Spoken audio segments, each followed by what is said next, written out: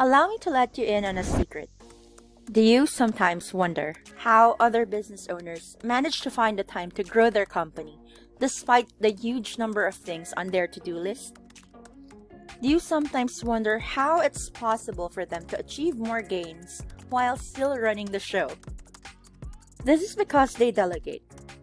As tempting and easy as it sounds, they don't take it upon themselves to perform all the tasks within their business.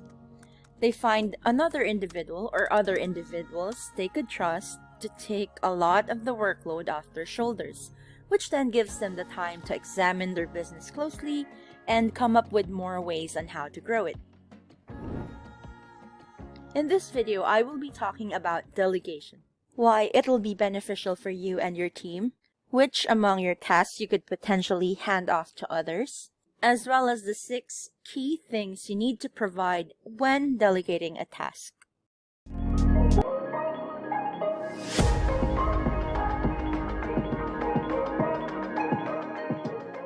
Hi, I'm Jinsey from Global VA Solutions, or GVAS, a sister company of Online Sellers Circle. At GVAS, we provide solutions to busy entrepreneurs and professionals who want to outsource to amazing virtual assistants. If you're new to this channel, make sure you subscribe and hit the bell icon so you get notified whenever we release new content. Merriam-Webster defines the term delegation as the act of empowering one to act for another.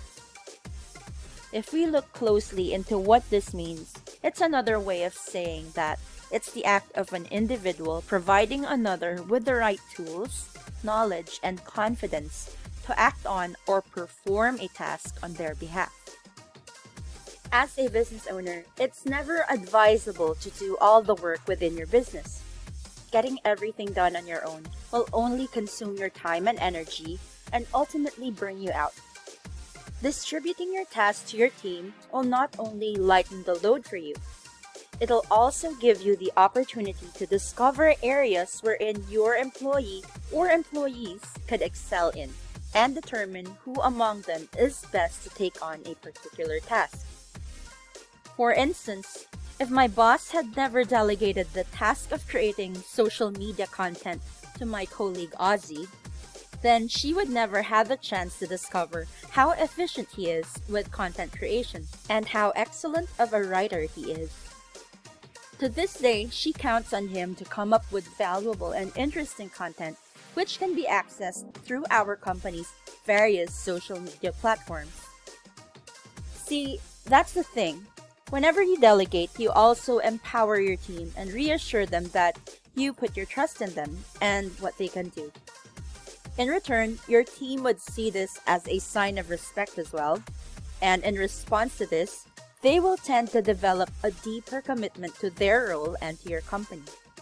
By asking someone to perform a task for the first time, you are also promoting their professional development by passing on your knowledge to that individual. You are able to cultivate your team's growth as they acquire skills from you. Skills which could take them to the next level and be confident enough to take on more complex projects from you. Going back to the example I've cited earlier, since my boss had discovered that my coworker has the knack for producing excellent content, she invested in his professional development by enrolling him into online courses that further polished his skills, and he is currently taking on bigger company projects.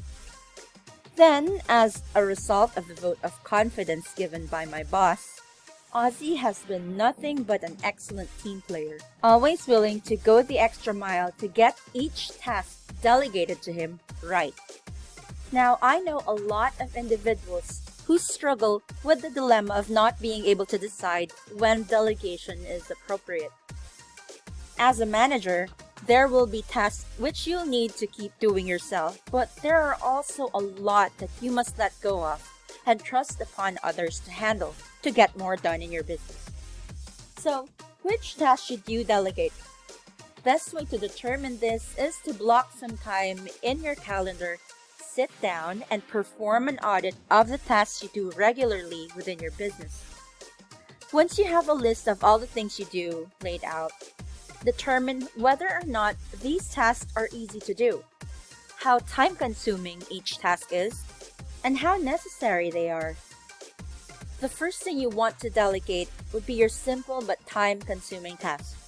Those that take too long to complete and eat up a lot of your time. An example of this type of task would be when you go into different Facebook groups that you're included in and check out other people's posts to determine if they are a potential client. This would take you, around an hour or two to complete? What you can do is assign the whole task to another individual if you must. But if this isn't possible, then simply break down the task into different segments and delegate it to others so it doesn't take you as much time as it would to complete. The second type of task you can happily delegate to others would be your dailies, or the small, simple things you do at work on a daily basis. Tasks that are easy and quick to perform may still take up a lot of your time, especially if these pile up. Managing your emails and social media accounts, booking meetings, as simple as all these sound, doing them frequently within the day will eat up a lot of your time. Having to check your emails every 2 hours, file them, send out replies, these alone may take a good 15 to 25 minutes. Now imagine having to do these 4, 5, or even 6 times a day because hey, you're still bound to look into your inbox despite the workday being over, right? Handing this task out will definitely free you up a good number of hours per week. Finally, you will also want to delegate tasks that you are terrible at. For instance, if you have zero talent in designing, rather than spending hours and hours in a day creating an infographic or a flyer, pass on this task to someone who can do it in half the time and produce better results. For most people, the problem they have with delegating is the fear of the other person, the one the task is being delegated to, not producing results as they would should they perform the task themselves. There is fear of trusting that this person would do the job without any issues or errors. The best way to get over this fear is to provide as much information about the task needed so whoever is performing the task would carry it out with success. Here are the 6 key things about a task you would want to mention before handing it out to others. The task explanation. Describe to the person you are assigning this task to what it's all about and why it's important. How is that person contributing to your business or to a project by carrying out that small task you're asking them to do? When you ask someone to check your emails for you, you may want to tell them that the task is all about checking mail and managing your inbox on your behalf, and let them know that by doing this, they are contributing to your business by seeing to it that urgent messages from clients aren't missed and urgent notifications are attended to, which then prevents any unwanted interruptions within the business. Plus, they relieve you of this responsibility, allowing you more time to focus on the more important aspects of your company. The task inputs. Before I go on, what are inputs? The inputs of a task would be a list of all the relevant information or data needed to complete a task, as well as links to any templates the task performer would need to refer to when they are carrying out the task. For instance, when you ask someone to create an infographic or flyer to advertise your products and services, you'll be letting them know which dimensions they should be using for your graphic. You'll probably want to provide them with your branding, the colors you'd like them to use, the fonts, as well as the link to your company logo, which they need to affix on the image they'll be creating. Finally, you'll also need to provide them with a link to the document containing the information that needs to appear on the flyer, along with a link to a folder containing any images you'd want them to use on it. Any types of access they'll be needing. Will this task you are handing out require the one performing it to log into websites or access files and folders within your company drive? Before handing out a task, it would be helpful to make a list of all the websites, services, apps, folders, and files the other person will be needing, as well as work on granting them the access that they need before handing over the task to them. Remember that more often than not, you may be delegating a task to your assistant who lives in another part of the world, and there is nothing more frustrating than assigning a task to someone, going off somewhere, even going to bed, only to return or wake up and find out they haven't got much done because they were unable to access a website or a document. Working through this list in advance ensures that whoever is performing the task will have access to all the resources they would be needing. Things to look out for. After performing a task over and over, you may note that there are steps to it that may be tricky to get right the first time, or you may have committed a mistake in the past while doing it that could have been avoidable. Before handing over this task to someone else, you'll want to prevent the other person from making those same mistakes or provide them with tips in order to make things easier while completing the task, by listing down the things they need to keep an eye out for. For example, you want your assistant to take care of managing your calendars and setting up meetings on your behalf.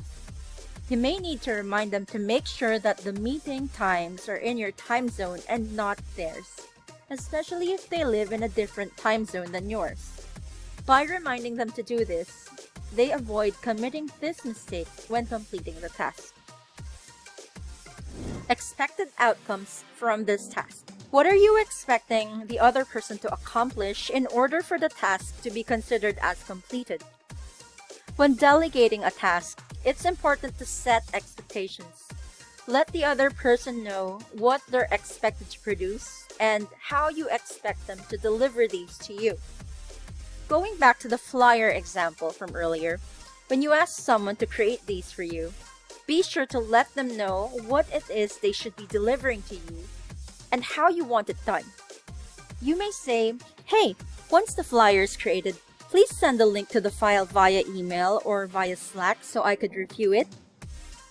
By doing this, the other person would know that once they finish the work, they should be having you review it by emailing the link to you or pinging it to you on Slack. Estimated time of completion.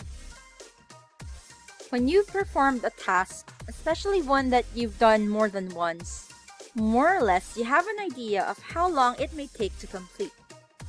Booking meetings may take about 5 to 10 minutes to perform. When you ask another person to do this task for you, you would expect them to spend this amount of time on it as well. However, if they take longer, for instance, 45 minutes of doing it, which they shouldn't be, it may be possible that they are stuck in a step of the process. When delegating a task to another person, you should let them know how much time you are expecting them to allot in doing it. You should also let them know to reach out to you in case it's taking longer for them to perform a task, so that help can be given to them as needed. So, there you go. Those are the key details you can provide when delegating a task to set up whoever is performing it for success. Be thorough and make sure to communicate these via email, your messaging app, or a project management app to ensure that they have all the information they need to carry out the task. For recurring tasks that you wish to hand off to other people, such as hunting potential clients on social media or making updates to your company website, I would suggest recording yourself while performing the task. Set up a screen recording app such as Loom or Screencast-O-Matic and walk the other person step by step through the task you want them to do, still keeping in mind to mention the 6 key things they need to know about it. Having a recorded step-by-step video for them to follow means they don't have to keep going back to you for questions in case they forgot any of the instructions of the task. And there you have it. I've talked about how you can benefit from delegating your work to others, which tasks can be handed over, as well as the 6 key things you need to keep in mind when providing instructions on how to perform a task. If you haven't already, I do encourage you to hire an assistant. If you don't know where to start, Global VA Solutions can help with this, and I'll be including the link to book a free consultation in the description box below so we can discuss your business needs. Delegating sounds really simple, and people who can pull it off make it seem rather effortless. But passing the torch to another individual actually entails coordination, effective communication, and ultimately a lot of trust towards the person who you'd like to act on a task for you. Still, if you master the art of effective delegation, it promises nothing but success for you and your team. If you've enjoyed this video, don't forget to like it, comment below, and don't forget to hit that subscribe button. That's it for now. Thank you for watching.